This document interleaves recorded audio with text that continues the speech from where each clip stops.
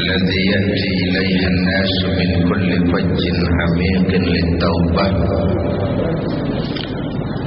الصلاة والسلام على من لا نبي بعده وعلى آله وأصحابه وموالاه. Amma ba'du. Para ulama yang saya muliakan, pimpinan dan segenap keluarga besar Laskar Ababil, hadirin hadirat yang saya cintai. Alhamdulillah, malam ini kita dapat bertemu dan berkumpul di rumah Allah yang mulia ini.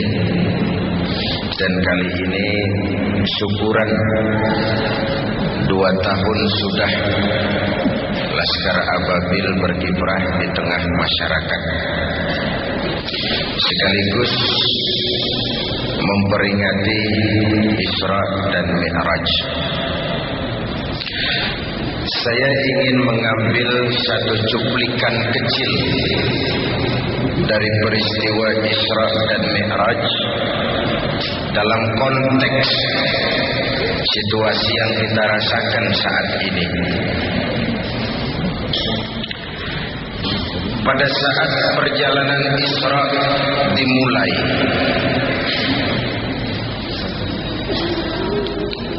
sudah datang gangguan, cobaan. Ada suara dari sebelah kanan memanggil-manggil, Muhammad, berhenti sebentar. Dan Nabi menoleh pun tidak. Lalu dari sebelah kiri, Muhammad, berhenti sebentar. Dan beliau menoleh pun tidak. Selamat dari kanan, selamat dari kiri, dari arah depan.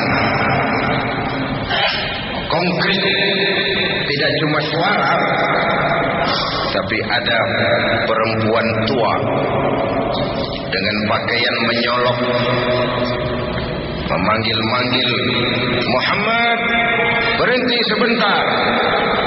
Menoleh pun tidak. Kata malaikat Jibril, untung saja kau tidak menoleh Muhammad. Memangnya kenapa Jibril? Panggilan sebelah kananmu itu suara Yahudi. Kalau kamu menoleh, umatmu akan cenderung kepada Yahudi. Siapa Yahudi itu? Zionis. Zionis itu siapa? Israel. Israel itu siapa? Amerika kecil. Amerika itu siapa? Israel besar.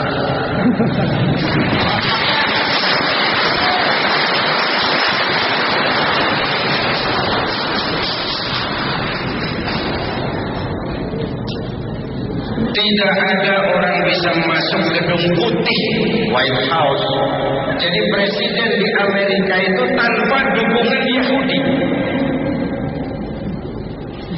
Yang namanya Robert McNamara, yang namanya George Soros, yang namanya Presiden World Bank, Yahudi.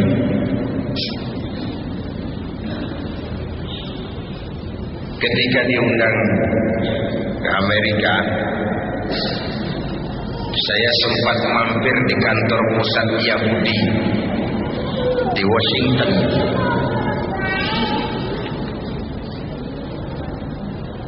Washington itu dari ujung Berung ke kanan.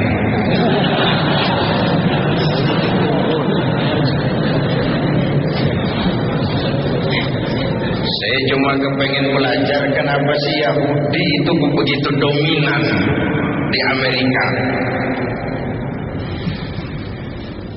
Ada dua catatan saya dari kantor Yahudi itu. Pertama, solidaritas antar mereka luar biasa. Bahwa Yahudi kikir, Yahudi pelit, Yahudi keras kepala, itu kepada dunia luar. Tapi antar mereka terjadi solidaritas yang luar biasa. Ini yang kita harus belajar. Yang kedua dalam perjuangan, nah ini penting. Yahudi konseptual, tidak mementingkan orang, tapi mementingkan konsep. Yang jadi presiden boleh orang Demokrat, boleh orang Republik, mau namanya Bill Clinton, mau namanya George W. Bush, yang penting konsep kita yang dipakai. Ini strategi Yahudi. Kan lain dengan kita yang penting orang. Punya konsep atau tidak, naik saja dulu, nanti sampai di atas bengong.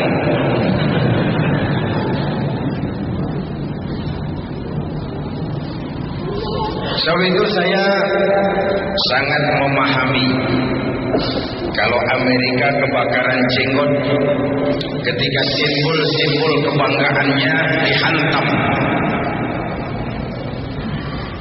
World Trade Center, simbol kapitalisme. Pentagon, simbol militerisme. Amerika sekarang sudah sendiri jadi polisi dunia setelah komunisme runtuh. Tetapi bagaimanapun berangnya Amerika terhadap teroris, jangan lalu bersikap seperti teroris juga. Kalau memang seperti yang dituduhkan itu kerjaan Osama, dan Osama ada di Afghanistan, Amerika kan punya CIA, Amerika kan punya FBI, Amerika kan punya teknologi canggih. Kalau ada rumah, ada tikus dalam rumah, tangkap saja tikusnya, jangan bakar rumahnya. Apa salah dan dosa rakyat muslim sipil di Afghanistan? Cuma mencari seorang Usama, lalu satu Afghanistan dibom habis-habisan. Itu lebih teroris dari yang teroris.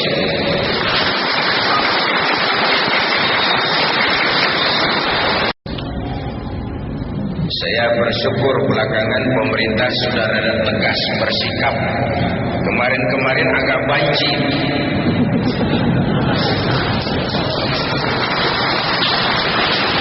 Maklum, itu pinternya Amerika, dikasih bantuan. Bos, negara manapun di dunia ini, jika dia sudah mau terima bantuan Amerika, bersiaplah menerima tangan-tangan Amerika di negeri ini.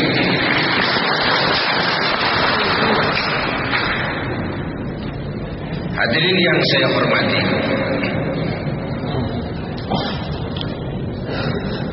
panggilan Yahudi. Apa lalu Laskar Ababil harus mendaftarkan diri berangkat ke Afghanistan? Silakan. Saya hargai kalau mau. Tapi kalau tidak pun, di Indonesia ini masih sangat banyak hal-hal yang harus kita hadapi dengan jihad. Berani boleh, tapi jangan nekat.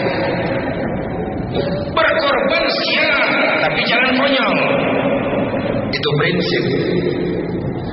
Kalau situasi medan tidak tahu, pengalaman perang nggak punya, lalu berangkat, kan setor nyawa namanya. Berani boleh, jangan nekat. Berkorban siap, jangan konyol.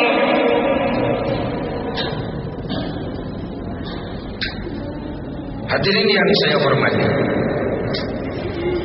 panggilan Yahudi, lalu sebelah kiri panggilan Nasrani. Nasrani itu Kristen. Siapa mau bantah bahwa kristenisasi juga jalan di Indonesia ini? Kalau di Jawa Barat itu dipola lewat Yayasan Kinasih. yang dipimpin oleh Nyonya Radius Prawiro. Dari situ pola kristenisasi Jawa Barat diolah mulai Majalengka sampai Rangkas Bitung. Sejak dulu saya teriak, silahkan menyebarkan agama, tapi jangan kepada orang yang sudah beragama. Panggilan kanan, panggilan kiri, panggilan depan. Perempuan tua dengan pakaian menyolok itu dunia materialisme. Menghadapi 3 panggilan ini, saya ingin menyampaikan sumbangan moral. Dengan apa kita hadapi? Pertama, dengan nilai iman. Itu sebabnya sebelum berangkat Isra, Rasulullah mengalami general check up. Dibawa ke tepi sumur Zam-Zam, dipenuhi hati beliau dengan iman, ilmu dan hikmah. Sebelum berangkat jauh mengalami general check up. Laskar Ababil ini 2 tahun baru lahir, jalan masih panjang, kiri kanan depan belakang banyak panggilan.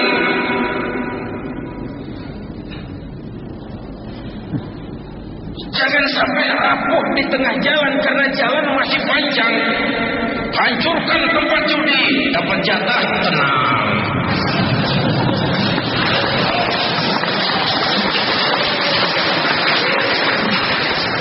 Saya tidak pengen Laskar Ababil jadi agen demo. Berangkat berdasarkan pesanan, lengkap dengan spanduknya. Laskar Ababil harus punya idealisme tersendiri. Ababil itu kan burung Tuhan yang dikirim ke dunia ini untuk menjaga Ka'bah dari serbuan Raja Abrahat yang ingin menghancurkan Ka'bah. Kalau idealisme, saya salut, saya angkat topi. Tapi kalau berangkat dari kepentingan pribadi, mencari keuntungan jangka pendek, keuntungan sesaat, itu akhirnya akan jadi stempel yang tidak baik terhadap Islam sendiri. Hadirin yang saya hormati, karena itu nilai berangkat awalnya adalah iman.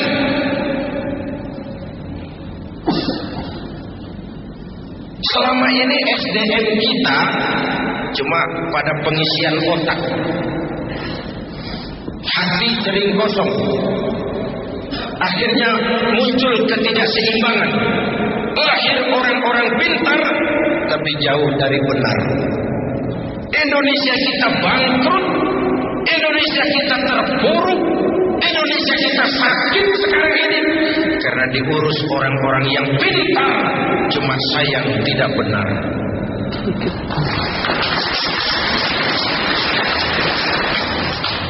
Jabatan dianggap fasilitas dan kekuasaan. Rampok. Siapapun yang memandang jabatan sebagai fasilitas dan kekuasaan, apalagi jabatan jalan pintas untuk menjadi kaya, itu calon-calon rampok. Jabatan kan cuma titipan, harta kan cuma titipan, ilmu itu kan cuma titipan. Maaf, saya minum dulu ya.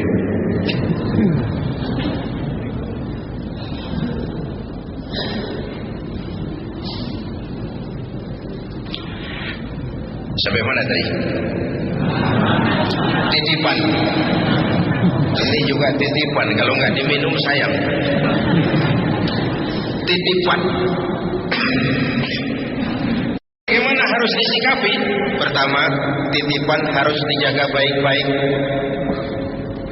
Pak Zainuddin, saya titip mobil ya. Silakan. Waktu mobil diambil, kacanya pecah, knalpotnya hilang, bempernya penyok, yang nitip parah. Kenapa tidak dijaga baik-baik? Allah cuma tidak bilang, Zainuddin, aku titipkan ini jabatan dai kepadamu. Hamzahas, aku titipkan ini jabatan wakil presiden kepadamu. Megawati, aku titipkan ini jabatan presiden kepadamu. Titipan, bukan milikmu.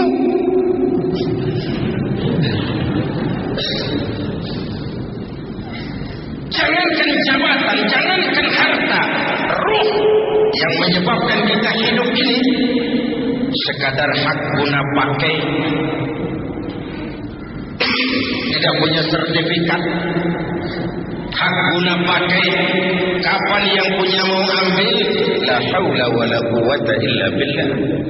Titipan tidak harus dijaga baik-baik. Makanya biarkan presiden jadi presiden, biarkan wakil presiden jadi wakil presiden. Maksudnya apa? Presiden itu tidak punya anak, yang punya anak Megawati. Saya khawatir kalau presiden punya anak, nanti anak presiden ikut ngacak-ngacak negara jadi warga istimewa seperti pengalaman yang lalu.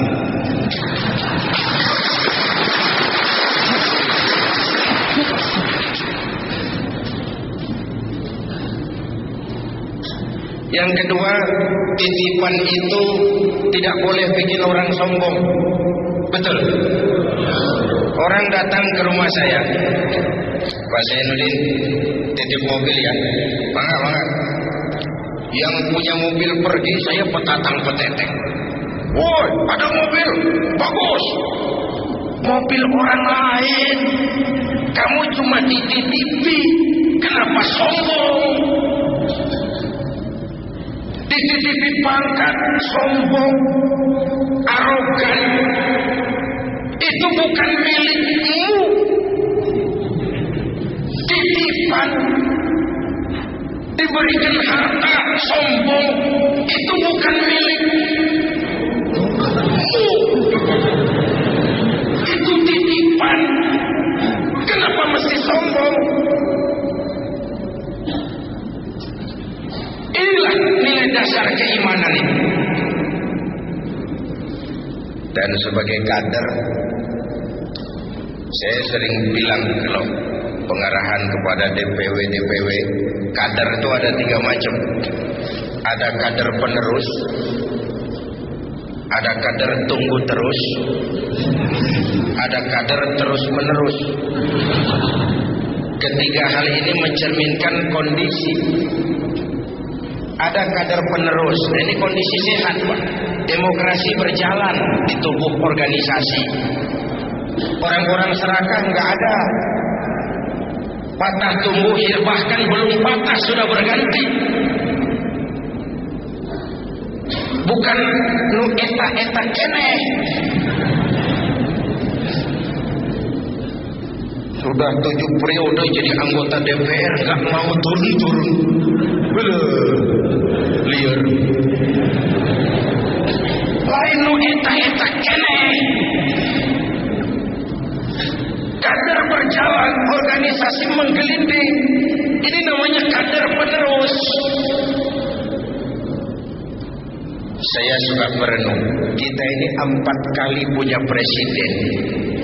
Semua berakhir dengan su'ul khotimah. Dari segi politik. Apa tidak bisa pemimpin-pemimpin kita itu menikmati hari tuanya dengan tenang, jauh dari hujatan, tetap dalam anggukan dan simpati rakyat? What's wrong? 4 kali punya presiden, semua berakhir su'ul khotimah. Yang 2 kelamaan, yang 2 sebentar benar. Bung Karno 20 tahun mimpin Indonesia, Pak Harto 32 tahun, Pak Habibie 2 tahun, Gus Dur kurang.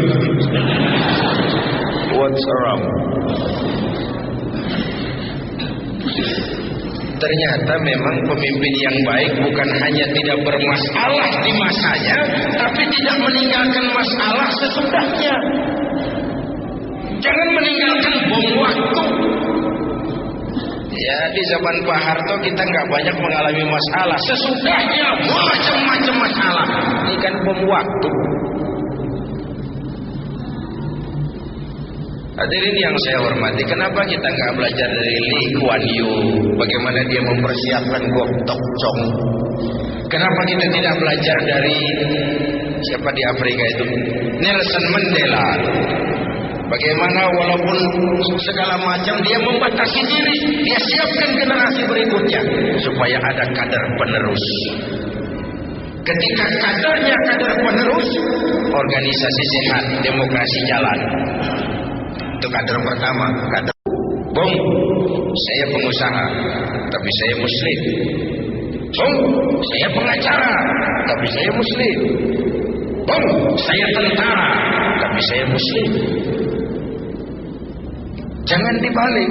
Saya Muslim, tapi saya pejabat. Saya pejabat, tapi saya Muslim. Jangan saya Muslim, tapi saya pejabat. Nanti Islamnya disuruh membenarkan menjadi legalitas dari penyelewengannya. Hadirin yang saya hormati, itu yang oleh Abdu dikatakan ana muslimun qabla kulli syai'. Sebelum berbuat apapun saya sadar saya Muslim. Saya teknokrat, tapi saya Muslim. Saya polisi, tapi saya Muslim. Suap, saya memang tentara, tapi saya Muslim. Saya memang pejabat, saya Muslim. Saya memang perlu uang, tapi saya Muslim. Sudah menghadap ke arah kiblat semua, sudah. Ayo selenggarakan sholat berjamaah. Laksanakan hidup bersosial, bermasyarakat, berbangsa, bernegara. Bagaimana caranya? Ya harus ada imam, ada makmum, ada pemimpin, ada rakyat. Siapa yang jadi makmum? Siapa saja. Makmum sih sekedar ikut. Silakan ngaji sama kiai manapun, tidak ada pemilihan makmum. Makmum siapa saja boleh, tapi tidak tiap orang boleh jadi imam. Kenapa? Karena imam mau memimpin orang banyak. Kalau imam bodoh, makmum dungu, hancur sholat.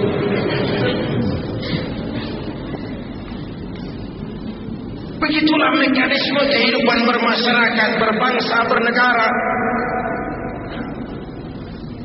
Jadi pesan ketiga, berjuanglah sebagaimana harusnya, tapi jangan lupa sandaran vertikal. Minta tolong kepada Allah. Berusaha, bekerja, jangan menunggu keajaiban. Karena memang nama ababil adalah keajaiban. Bagaimana burung dengan melontarkan batu menghancurkan Abrahat dengan pasukan gajahnya yang luar biasa itu. Lalu Allah sendiri berjanji, intan surullah yansurkum. Jikalau kamu menolong agama ini, Allah akan menolong kamu. Wa yusabbit lakum wa yusabbit aqdamakum. Allah akan kokohkan pendirian kamu. Bersikap istiqamah. Jadi pertama, jadikan iman sebagai landasan perjuangan. Yang kedua, tetap teguh menjaga kebersamaan. Dan yang ketiga, perkuat sandaran vertikal kepada Allah Subhanahu wa ta'ala. Kalau hidup sudah mulai kita gantungkan kepada manusia, bersiaplah untuk kecewa. Bersiaplah untuk kecewa. Ibu bapak hadirin yang saya hormati, oleh karena itu keberadaan Laskar Ababil ini yang pada satu sisi merupakan kader kita, tapi pada sisi lain juga merupakan aset kita bersama. Keberadaannya karena mereka adalah anak-anak kita, harus terus kita dampingi. Kemudian setelah keimanan, kebersamaan dan sandaran vertikal kepada Allah, maka sikap tentunya adalah tugas utama amar ma'ruf nahi munkar. Bandung adalah ibu kota provinsi. sebagaimana lazimnya ibu kota, maka tentu penuh dengan dinamika kehidupan. Yang ma'ruf ada, yang munkar juga banyak. Sama juga dengan Jakarta, masjid puluhan ribu, tapi tempat judi juga ada. Keramat Tunggak ditutup, tapi lalu keleran di jalan-jalan. Itu semua merupakan bagian dari dinamika kehidupan yang menyebabkan kita harus tetap tegak melaksanakan yang ma'ruf dan mencegah yang munkar. Dan jangan lupa,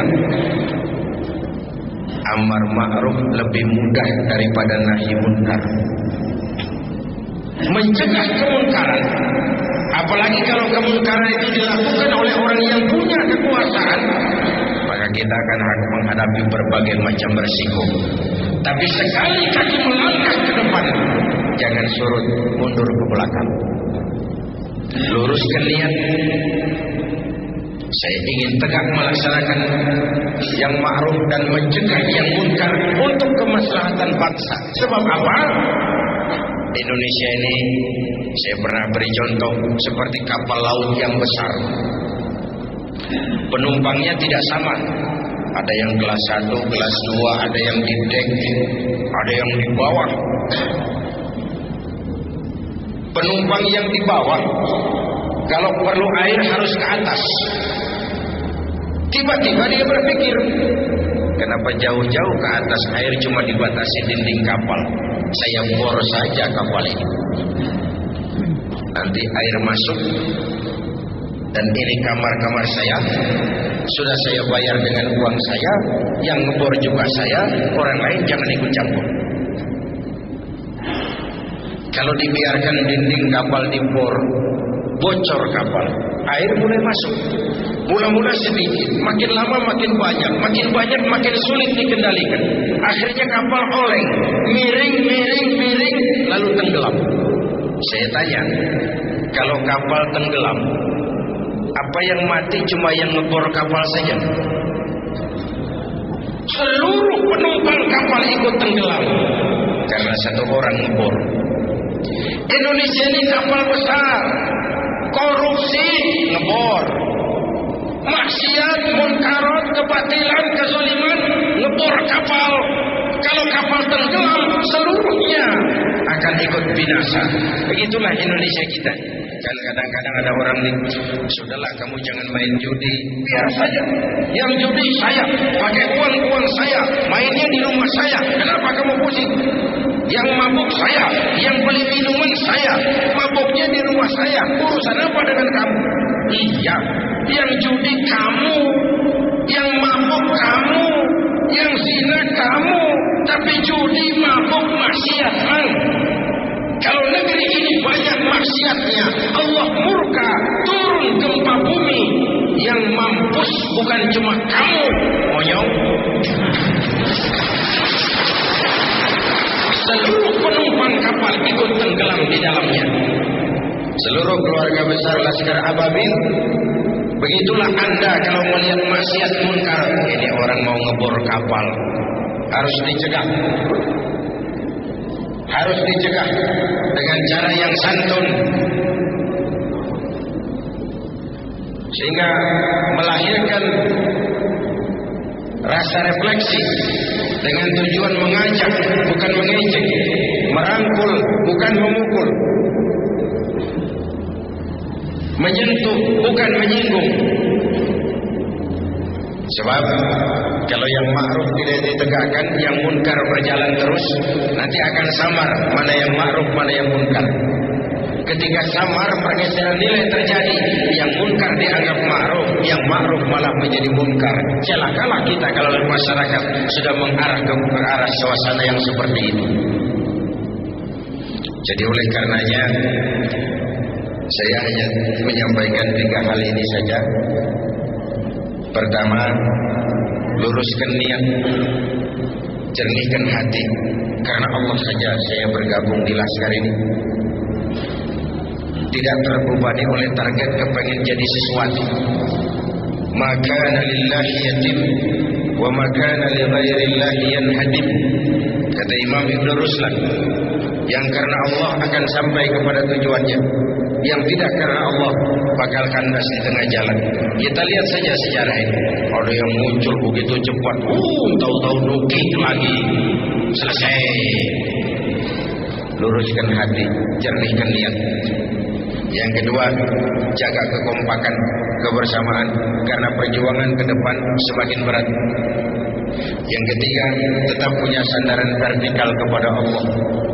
Catatannya, bersikaplah istiqamah dalam menegakkan yang ma'ruf dan mencegah yang munkar. Terima kasih. Selamat bermilad yang kedua. Semoga senantiasa dalam perlindungan Allah. Usikum wa nafsi bitaqwallah. Wassalamualaikum. Siapa di Afrika itu? Nelson Mandela. Bagaimana walaupun segala macam dia membatasi diri, dia siapkan generasi berikutnya supaya ada kadar penerus. Ketika kadarnya kadar penerus, organisasi sehat, demokrasi jalan. Itu kadar pertama, kadar penerus namanya. Ada kadar tunggu terus. Lah ini kondisinya nggak sehat. Pasti ada KKN yang dapat jatah yang dekat-dekat lingkungan. KKN. Akibatnya ada kader yang tunggu terus. Tapi lumayan, masih ada harapan. Yang lebih celaka yang ketiga, kader terus menerus. Ini sudah nggak sehat organisasi. Dari muda sampai kakek-kakek masih jadi kader. Hidup ini kan cuma nunggu giliran. Yang terberat itu kan menjaga kepercayaan. Coba. Orang seperti Pak Harto bisa turun. Gus Dur turun. Habibie ditolak laporan pertanggunganjawabnya. Bung Karno turun. Padahal sudah dinobatkan jadi presiden seumur hidup. Apa yang menyebabkan mereka turun? Kehilangan legalitas, kehilangan legitimasi. Kenapa kehilangan legitimasi? Tidak bisa menjaga kepercayaan. Tidak punya uang, bisa pinjam. Tidak punya beras, bisa minta. Tidak dipercaya, turun. Lihat kepercayaan. Orang seperti Fidel Castro, orang seperti Saddam Hussein, orang seperti Muammar Gaddafi, secara ekonomi diembargo habis-habisan oleh Amerika, dikucilkan dari pergaulan internasional. Tapi Castro tetap memimpin Kuba, Saddam tetap memimpin Irak, Gaddafi tetap memimpin Libya. Kenapa? Secara umum rakyat punya trust, percaya kepada pemimpinnya. Percaya. Percaya.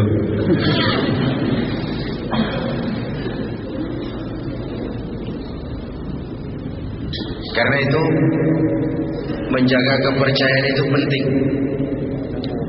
Sekali kita kehilangan kepercayaan, akan sulit tegak lagi. Benang basah itu sulit sekali untuk ditegakkan.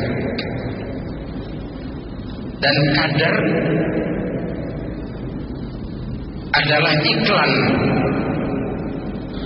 Hadirin yang saya hormati, ini kiat pertama. Menghadapi panggilan kanan, kiri, depan, belakang, mantapkan keimanan. Berjuang karena iman. Berpolitik untuk kepentingan agama, bukan menggunakan agama demi kepentingan politik. Topeng.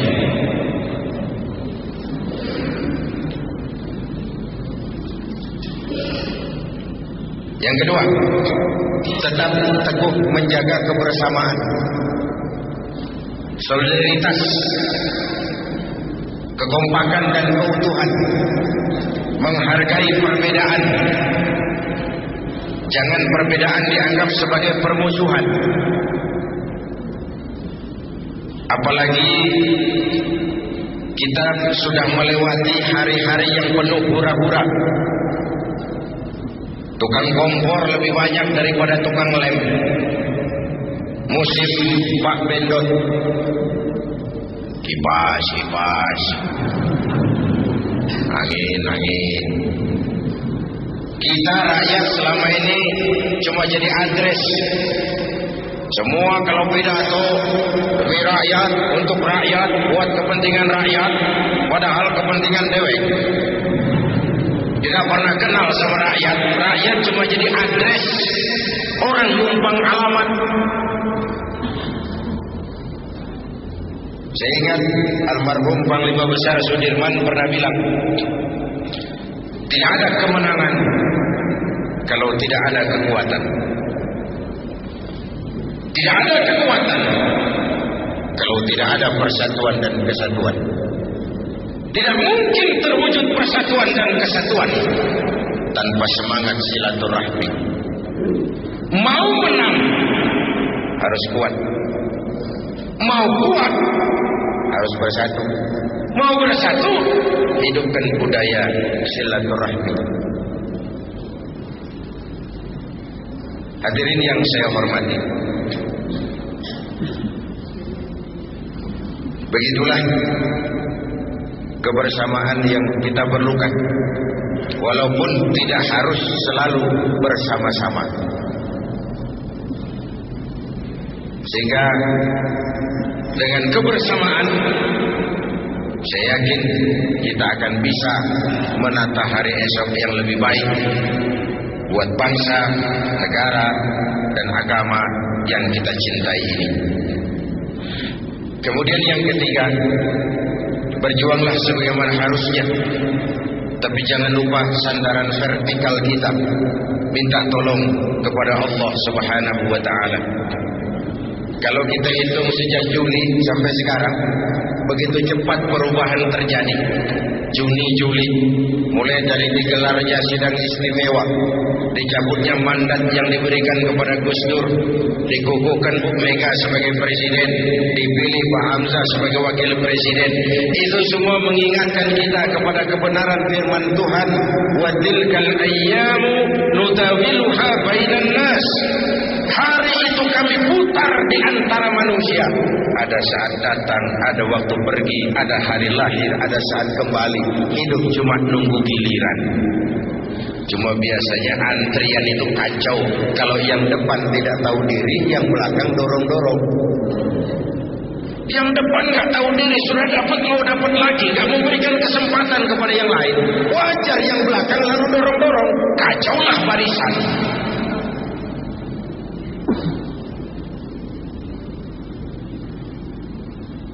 Hadirin yang saya hormati,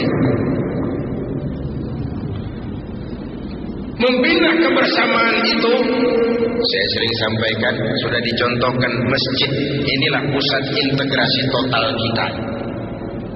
Dari mana dimulai? Dari hal yang paling mendasar. Pertama, siapapun masuk masjid, copot sandal, buka sepatu. Tidak ada warga negara kelas 1 di republik ini. Semua sama. Mau bicara demokrasi, mau bicara keadilan, mau bicara reformasi, rohnya di situ. Jangan ada warga negara kelas 1 di republik ini. Semua sama di hadapan hukum. Kenapa muncul street justice, pengadilan jalanan, maling motor tangkap bakar? Itu refleksi dari ketidakpuasan rakyat terhadap sikap hukum selama ini, di mana rakyat melihat kalau yang kecil salah, hukum cepat-cepat ditegakkan. Yang besar salah, orang diam pura-pura tidak mengerti. Itu yang melukai rakyat. Wajar lalu muncul street justice, pengadilan jalanan. Mari kita mulai lagi dari masjid. Jangan ada warga negara kelas 1 di republik ini. Jabatan bukan lagi kekuasaan dan fasilitas, tapi pengabdian, kerja bakti. Negara sedang sakit. Malah orang Belanda bilang, Lauden is Leiden. Memimpin adalah jalan untuk menderita. Pemimpin adalah orang yang kesepian. Di dunia diikat dengan berbagai macam aturan, di akhirat akan dibuka perkaranya yang besar-besar. Pemimpin adalah jalan untuk menderita. Hadirin yang saya hormati, sudah cukup sendal? Sudah Pak. Sudah buka sepatu? Sudah. Ayo masuk ke dalam. Kalau sudah masuk ke dalam sini, yang datang dari utara menghadap ke arah kiblat, yang datang dari timur, dari selatan, dari barat menghadap semua ke arah kiblat. Coba lihat. Bukan soal dari mana kau datang, tapi satu arah menghadap. Bukan soal dari mana kau datang, tapi satu komitmenmu